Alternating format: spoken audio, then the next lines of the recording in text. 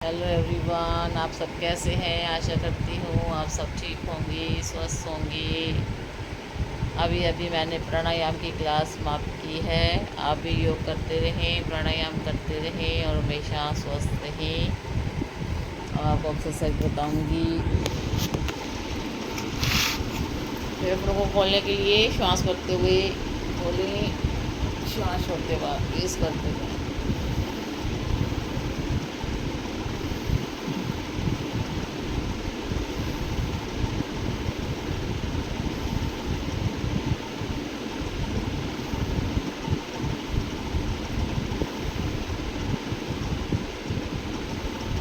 वापिस इस तरह से करने से आपके फेफड़े खुलते हैं।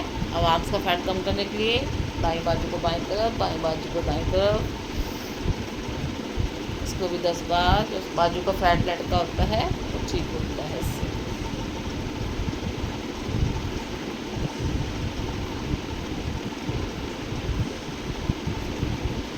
दाएं बाएं, कमर का फैट कम होगा।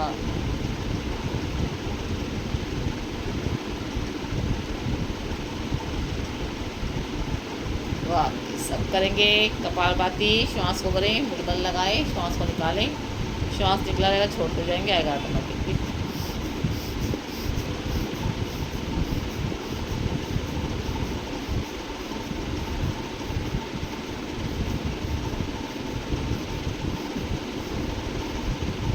इसको एक प्रयास करना चाहिए कि हमारा पेट अंदर की ओर जाना चाहिए कपालभाति करते समय। अगर हमारा पेट बाहर की ओर रहता है तो हमारा पेट कम होने की बजाय बढ़ जाएगा।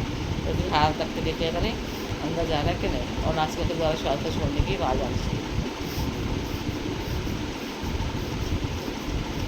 कंधे नहीं हिलने चाहिए, खाली पेट हिलना चाहिए। आप करेंगे अनुलोम विलोम। बाएं हाथ ज्ञान मुद्रा में, दाएं हाथ की दो उंगलियां मोकर मुद्रा के साथ टच। लेफ्ट से भरें, राइट से छोड़ें, राइट से भरें, लेफ्ट से छोड़ें। लास्ट में लेफ्ट से छोड़ के ही वापस आएंगे। लंबे श्वास करेंगे, लंबे छोड़ेंगे।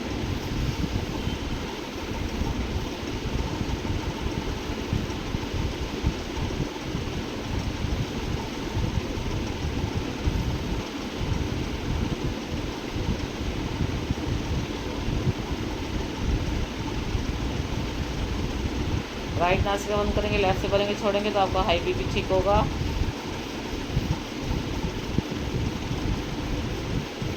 लेफ्ट नासिका बंद करेंगे, राइट से भरेंगे, छोड़ेंगे तो आपका लो बीपी ठीक होगा। दोनों से भरेंगे, दोनों से छोड़ेंगे तो अभी बंद नासिका खुलेगी।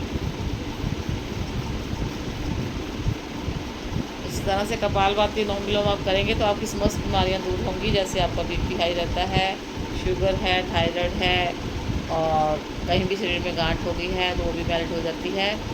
कपालभाति का फ़ायदा और अनुलोम विलोम का फ़ायदा इस टाइम करने से 100% है।